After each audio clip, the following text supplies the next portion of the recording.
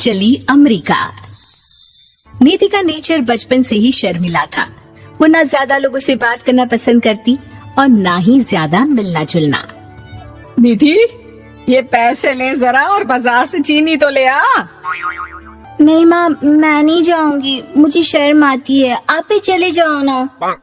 अरे पता नहीं क्या करेगी ये लड़की, जीवन में कभी कुछ किया ही नहीं सिवाय पढ़ाई और घर के कामों के।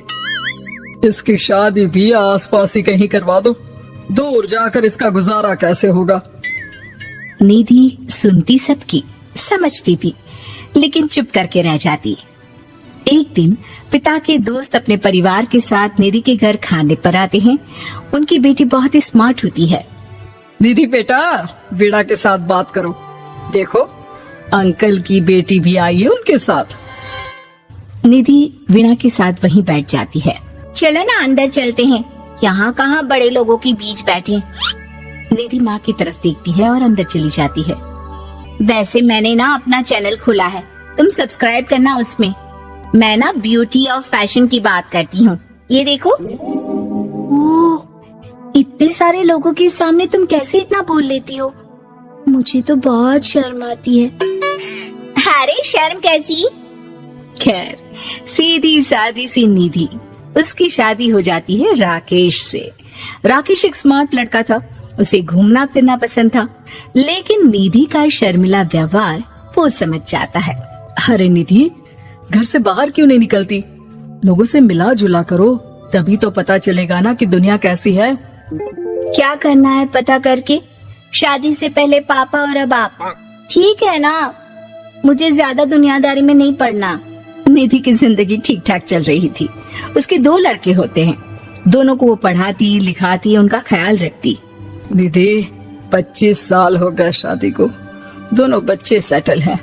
हम लोगों ने शहर में 2 मकान भी ले लिए। दोनों की शादी खुद का पता ही नहीं चला कैसे उड़ गया। हाँ ये तो है, मैं खुश हूँ। जिम्मेदारियाँ आती रही, मैं निभाती रही, और क्या चाहिए। देखो, मैंने सोचा है कि अब हम लोग अमेरिका जाकर रहेंगे। यहाँ की जिंदगी तो जी ली, वैसे मुझे वहाँ बहुत अच्छी नौकरी मिल रही है। मैं कैसे चलूंगी, मुझे वहाँ का कुछ नहीं पता। आप तो जानते हैं ना कि मैं घर से बाहर ही कम निकलती हूँ। अरे तो क्या हुआ, वहाँ भी घर में ही रहना है ना, मैं हूँ ना, नौकरी करूँगा। निधि मान जाती है और पति के साथ अमेरिका चली जाती है। माँ, तुम्हारी बहू को बच्चा होने वाला है, तो क्या तुम 2 महीने के लिए यहाँ आ सकती हो? मुझे तुम्हारी बहुत जरूरत है, मैं टिकट भेज देता हूँ। हाँ, ये तो बहुत खुशी की बात है।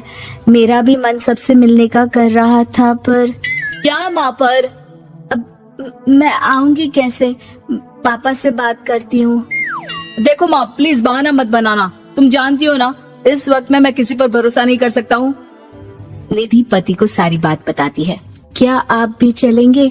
निधि, आने जाने में बड़ा खर्च हो जाएगा, ऊपर से मुझे यहाँ छुट्टी नहीं मिलेगी।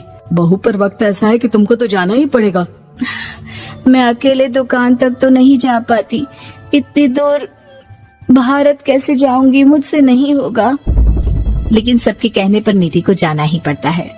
एयरपोर्ट में घबराई निधि एक मुसाफिर से कहती है, मैं ना भारत जा रही हूँ, दिल्ली जाने वाली फ्लाइट। सब मिलकर निधि की मदद करते हैं और फाइनली निधि भारत पहुंच जाती है, जहां बेटा उन्हें घर ले आता है। वाह माँ जी, यहाँ तो मैं भोपाल तक नहीं जा पाती, आप अमेरिका से आ गई। वे चालाकी तो औरतों में होनी ही चाहिए, यहाँ हम बुद्धू के बुद्धू रह गए। निधि इतनी दूर और लंबा सफर करके थक जाती है, वो चुपचाप बैठ जाती है। बैठना नहीं है माँ जी, बच्चा पकड़ना है, ये लीजिए। और हाँ, घर का काम तो मैं करूँगी नहीं, जानती है ना शरीर कच्चा सा है, तो मुन्ने को सुलाकर कुछ बना लीजिएगा। निधि को बहू का व्यवहार बहुत बुरा लगता है। जैसी भी थी, पिता और पति की हमेशा लाडली रही थी निधि। निधि बेटे की तरफ देखती है। माँ, वो काम वाली कोई मिल नहीं रही है ना, मैं देखने की कोशिश तो कर रहा हूँ, जैसे ही मिल जाएगी वो संभाल लेगी सारा काम। अरे कैसी बात कर रहे हो? जब पहले मैंने कहा था कि अमेरिका से इनके टिकट में जो पैसा खर्च कर रहे हो उतने में नौकरानी रख लो, तो नहीं, मेरी बात पर विश्वास नहीं था। कि ना ना कोई मेरे बच्चे को अच्छे से नहीं संभालेगा। अब इनका भी खर्चा और नौकरानी का भी खर्चा। अरे ना जी ना, मैं नहीं संभाल सकती। निधि जैसे तैसे 2 महीने रहकर वापस अमेरिका चली जाती है, लेकिन वहां जाते ही जैसे राकेश उसे देखता है उसके गले लग जाता है। ये क्या हालत बना रखी है निधि, कैसी लग रही हो? खाना नहीं खाती थी क्या? क्या हो गया? निधि पति से कुछ नहीं कहती, बस रोती ही चली जाती है। मैं नहीं चाहूंगी कभी भी भारत, आप मुझे हमेशा यहीं रखना अपने पास। राकेश बेटे को फोन करता है। तुम्हारी माँ की जो दुर्दशा करके तुमने भेजा है ना, मुझे पता होता तो मैं अपनी बीवी को कभी तुम्हारे पास नहीं भेजता। पापा, आप तो रीना का नेचर जानते हैं ना, वो माँ पर हावी रहती थी, अब मैं तो ऑफिस चला जाता था। वो माँ पर जुल्म करती है और माँ भी इतनी सीधी है कि चुपचाप सहती रही। मुझे माफ कर दीजिए पिताजी। खैर, राकेश कहता भी क्या, प्यार दुलार के साथ अपनी निधि को संभालने में लग जाता है। लेकिन कहते ना, वक्त हमेशा एक सा नहीं रहता। अमेरिका में ही राकेश की मृत्यु हो जाती है और निधि अकेली रह जाती है। बड़ा बेटा कहता है, माँ भारत चलो ना, हम लोग साथ रहेंगे। निधि को जैसे ही वो सब सीन्स याद आते हैं वो परेशान हो जाती है। समझ में नहीं आता कि पति के बिना अब जीवन कैसे चलाएगी। मैंने सारा जीवन घर का काम किया, घर देखा और जिंदगी चलाई, लेकिन जिस घर में रही सबने प्यार दिया, मैं वहां नहीं जाना चाहती। तभी राकेश जिस कंपनी में काम करता था उसका मालिक निधि के घर आता है। वो भी भारतीय ही होता है।